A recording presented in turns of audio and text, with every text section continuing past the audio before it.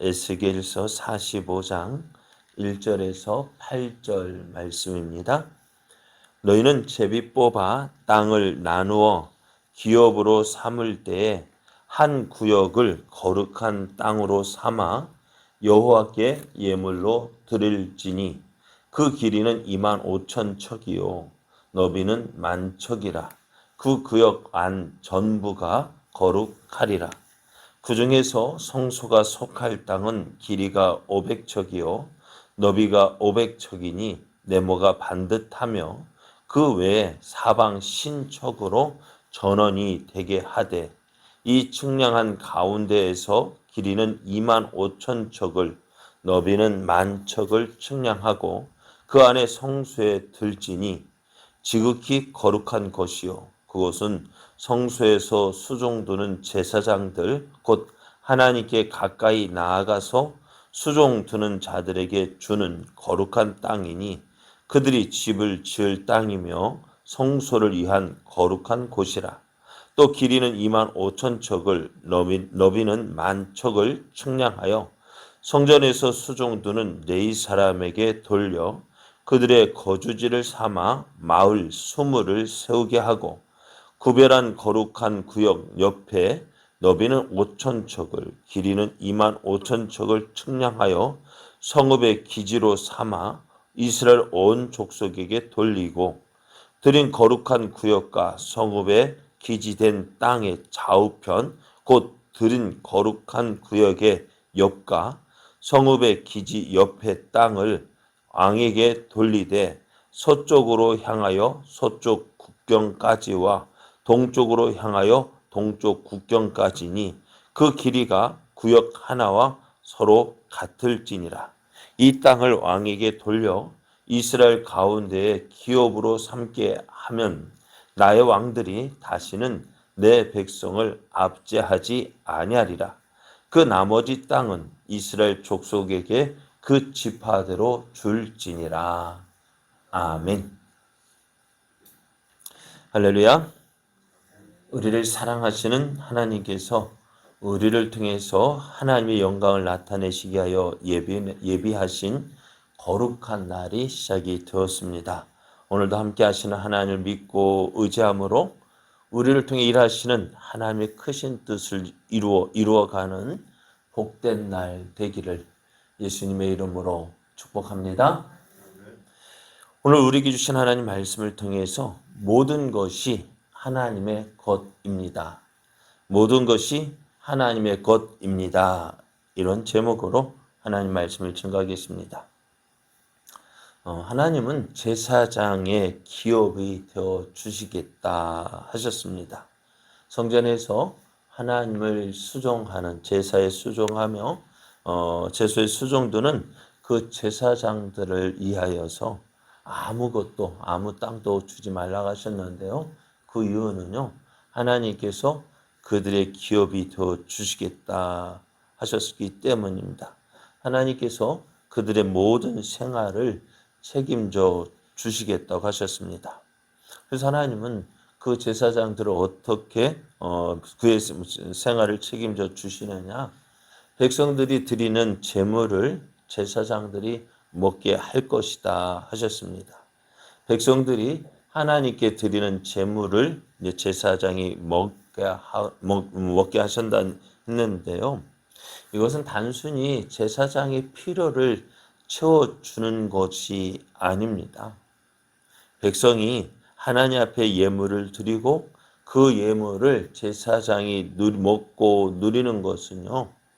이제 하나님께 하나님께 드리는 제사에 수종될 수 있게 하는 것입니다. 그래야 함으로 백성들은 하나님과 교제하게 되어지고 하나님께서 주시는 은혜와 복을 누리게 됩니다. 이 일은요, 백성들의 온전한 하나님께 드린 예배 회복이 있을 때 가능하게 되어지는 것입니다. 그러니까 백성들과 함께 예배를 드릴 때, 수종할 때 그 제사를 하나님께 받으시고 또 복과 은혜를 백성들에게 주는 거예요. 그러니까 백성과 제사장이 하나가 되어져야 돼요. 그 하나가 되어져서 온전히 예배가 회복이 되어질 때 가능하게 되어지는 것입니다. 만약에 예배가 회복되지 않는다면 어떻게 될까요? 백성들이 온전한 예물을 제사 하나님 앞에 나오지 아니하고 또 하나님께 제 예물을 드리지 아니할 때 제사장은 어떻게 생활을 할 수가 없게 되어지는 거예요. 제사장이 생활할 수 없다는 것은 뭘까요? 하나님께서 하나님이 온전한 하나님 받으시는 제사를 받지 못하고 있다는 것이고, 그러니까 제사장의 생활 또 백성들의 은혜의 생활이 어떻게 해요? 서로 연관이 되어져 있는 거예요. 그러니까 온전한 예배가 회복되지 아니하면은 백성들이 생활을 제대로 못하고 뿐만 아니라 제사장이 온전한 생활을 하지 못하고 나아가서 또 백성들은 하나님의 은혜와 복을 받지 못하게 되어지는 거예요. 그러니까 이러한 모습이 어떻게 해결되어질까요? 어떻게 해야 될까요?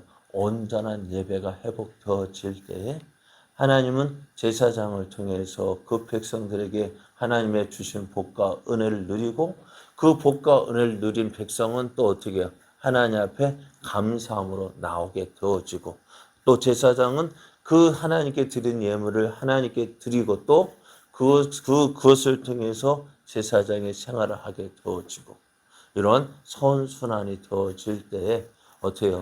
하나님이 받으신 예배 또 백성들은 하나님 주신 복과 은혜를 누리게 되어지는 것입니다.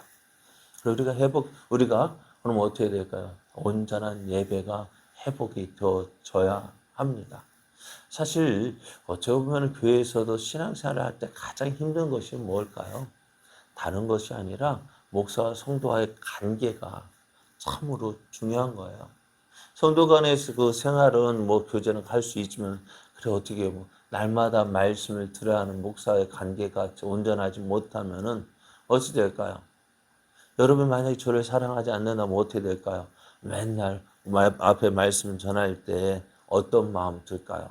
좋은 마음이 들어야 그 말씀 통해서 은혜 받게 되어질 것이고요. 그런데 목사를 사랑하지 않는다면 어떻게 되어질까요? 목사가 매일같이 말씀 전하는데 그것만큼 밉상은 없을 거 아니에요. 그럼 예배가 회복이 안 되면 어떻게 돼요? 은혜도 되지 못하고. 그런 모습들이 어떻게 해요? 빨리 회복이 되어져야 합니다. 그러니까 예배가 회복되어져야 하는 이유가 뭘까요? 먼저는 내가 은혜가 안 되기 때문에. 내가 은혜가 안 되면 어떻게 돼요? 하나님 받으신 예배를 온전히 드리지 못하게 되어지고 또 예배가 온전히 드리지 못하면 어때요? 은혜와 복을 누리지 못하는. 그러니까 어서 우리가 회복이 되어져 온전한 예배가 회복이 되어질 때에 우리가 은혜를 누리게 되어지는 것입니다. 자, 하나님은 오늘 말씀은 회복될 이스라엘의 모습을 미리 이제 에스겔에게 그 환상을 통해서 보여주셨고 이제 첫 번째로 무엇을 성전의 회복을 말씀해 주셨습니다.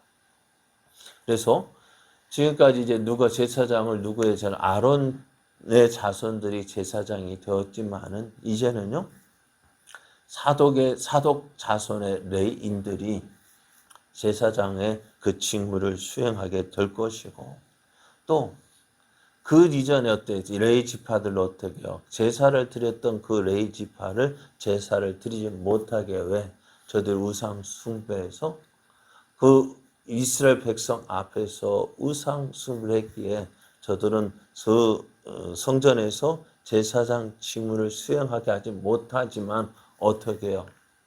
그래도 그 제사장의 직무를 수행하지 못하지만은 다른 일에 수종들게 하셨어요. 그러면서 이 모습을 우리가 하나님 앞에서 온전히 순종하지 못한다 할지라도 하나님은 우리를 버리지 아니하신다는 사실을 말씀해 주고 있습니다. 그렇게 이제 성전의 그 회복과 성전에서 수종드는 제사장의 직무와 제사의 수종드는 다른 레위인들의 그 회복을 말씀해 주셨고요.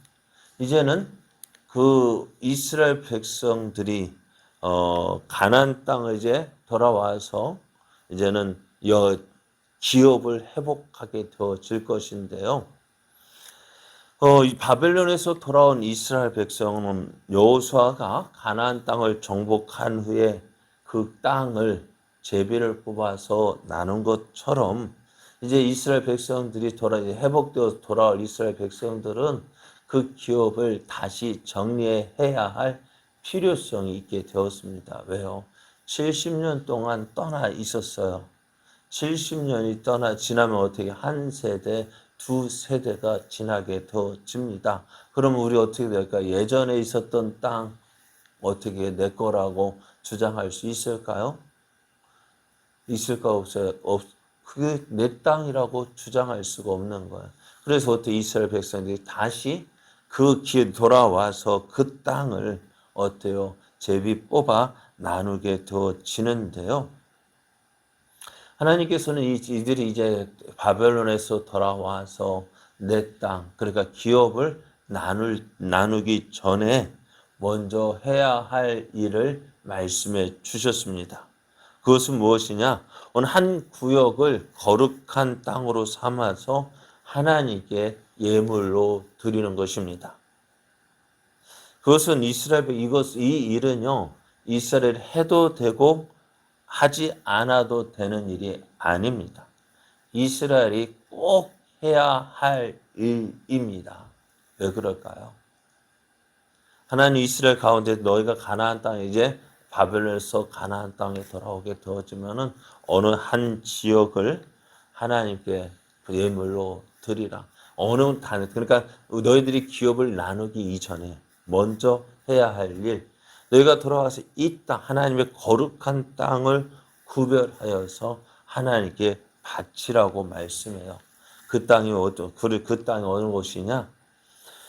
그것은 이제 그 땅에는 뭐가 하나님의 성전이 건축될 것이기 때문에 먼저 이스라엘 백성들은 그 땅을 구별하여 하나님께 드리라고 말씀해요. 하나님이 이 땅을 거룩한 땅이라고 하셨습니다. 하나님 거룩한 땅을 어떻게 사용할 것인지에 대해서 말씀해 주시는데요. 거룩한 땅 위에는 성소를 위한 땅이 구별이 되어지고 그곳에는 성소와 지성수가 세워지게 됩니다. 그리고 이곳에는요, 성소에서 수종드는 제사장들의 집이 지어지게 됩니다. 그래서 어때요? 성소에 수종된 제사장이 그곳에서 생활하며 하나님 그 제사에 수종을 들게 됩니다. 그리고 그 옆에는요, 또 누가? 성전에서 수종드는 레위인을 위한 20개의 마을을 지으라 말씀합니다. 성전에서 수종드는 다른 일, 그러니까 제사장의 직무만 있는 것이 아니라 물을 길어오고 땔감을 만들고 땔감을 가져오고 하는 여러 가지 일들이 있습니다. 그 일에 수종드는 레위인의 마을 수를 20개의 마을을 지을 것이다 하십니다. 그리고 그 거룩하게 구별된 그 구역 옆에 이제 성읍의 기지로 삼아서 온 이스라엘이 공동으로 소유하게 되어지는데요. 이것이 무엇이냐? 그리고 또 그 옆에는 앙을 위한 땅이 주어지는데요.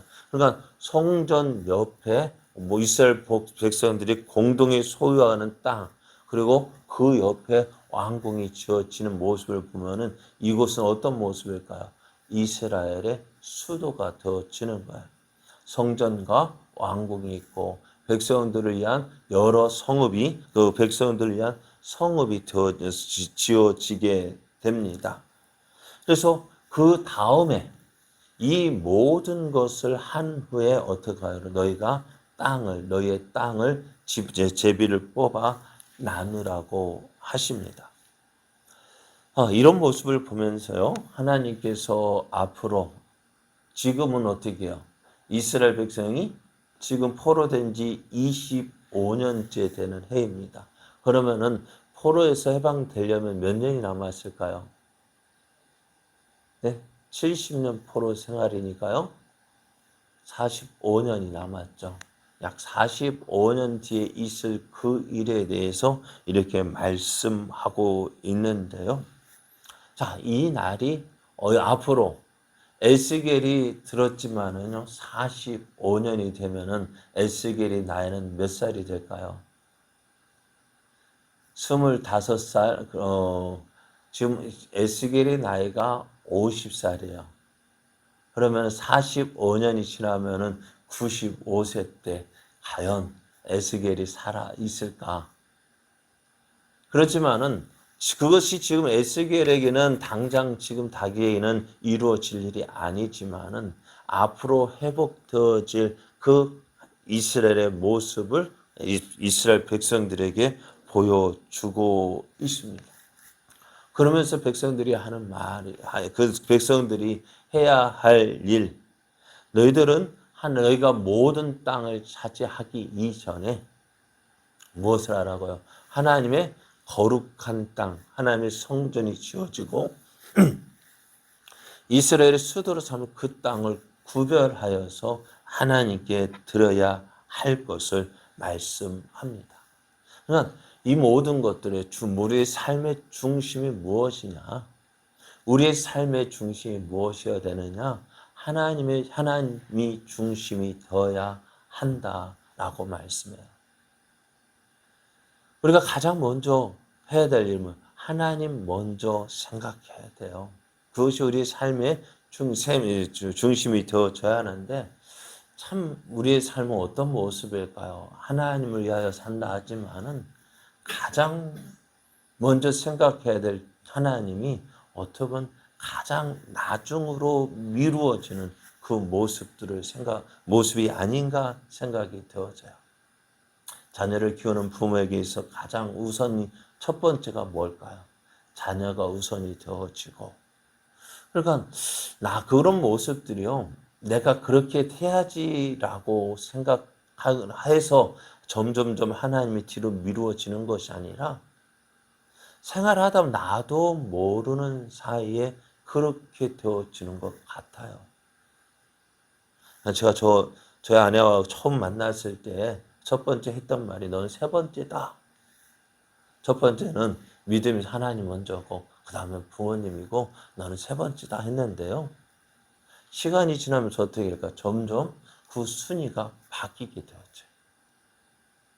내가 더 그렇게 하려고 작정한 것이 아닌데 생활하다 보니까 나도 모르는 사이에 1순위, 2순위, 3순위로 점점 하나님이 제일이라고 생각했던 것이 점점 후순위로 미루어지는 모습을 보게 되어져요.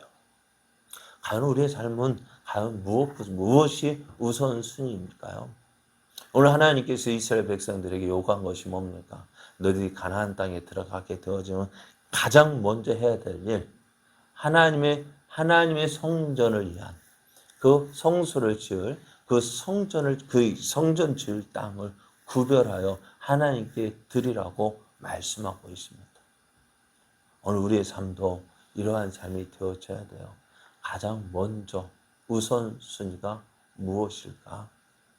자, 하나님께서 우리가 하나님을 가장 먼저 생각할 때 하나님도 어떻게 할까요? 우리를 가장 먼저 생각하지 않을까요? 내가 하나님 앞에 하나님을 가장 먼저 생각한다면 하나님도 우리를 가장 먼저 생각하실 거예요. 어떤 사람이 이런 이야기가 있어요. 여보, 나 얼마만큼 사랑해? 그랬더니요. 대답 어떻게 했을까? 자기가 나를 사랑하는 만큼 사랑해. 그랬더니요. 이 대답을 듣고 그 부인이 어떻게 했을까요? 좋아했을까요? 싫어했을까요? 이 부인이 화를 벌컥 내는 거예요. 뭐라고? 그것밖에 사랑 안 해? 그럼 어떻다는 거예요? 부인 남편을 얼마만큼 사랑한다는 거예요? 오늘 우리도 하나님을 사랑한다 하지만은요. 하나님께서도 우리가 사랑하는 만큼만 사랑한다면은 과연 우리는 어떨까요? 내가 하나님을 사랑한다 하면서도 이만큼 사랑하면서 기대 받을 복은 얼마만큼 받길 원하십니까? 그래, 오늘 우리 삶의 중심이요. 가장 먼저 이스라엘 백성이 요구하시는 거면 너희 가장 먼저 누구를 하나님을 생각하고 하나님 중심으로 살라고 말씀해요. 자, 오늘 우리의 삶이 이런 삶이 되어지길 원해요. 하나님 말씀, 하나님이 가장 먼저 너희들이 가나안 땅에 들어가서 가장 먼저 해야 될 일, 하나님이 위한 거룩한 땅을 구별하여 드리라고 말씀해요. 그러니까 오늘 우리 삶 속에서도 가장 먼저 해야 될 것, 하나님이 기뻐하실 그 일을 가장 먼저 생각하는 거예요. 우리 삶의 중심이. 그러한 삶이 되어질 때에 어떻게 될까요? 하나님도 우리를 그렇게 생각하실 거예요. 내가 하나님을 가장 먼저 생각하면 하나님도 나를 가장 먼저 생각할 것이고, 또 하나님께 내가 가장 귀한 것을 드릴 때 하나님이 어떻게 해요? 하나님도 우리에게 가장 귀한 것으로 채워주실 거예요. 그리고 우리의 삶의 중심, 하나님 중심으로 살아가길 원합니다. 최우선순위, 하나님을 가장 먼저 생각하고 우리의 삶, 하나님이 무엇을 기뻐하실까? 하나님이 무엇을 기뻐하실까? 그래서 우리의 삶이 정말 하나님이 기뻐하시는 삶, 또 하나님의 뜻, 그래서 하나님의 뜻을 이루어가는 삶 살아서 하나님이 주시는 가장 좋은 것들로 풍성하게 누리는 우리의 삶 되어지기를 예수님의 이름으로 축복합니다. 축복합니다.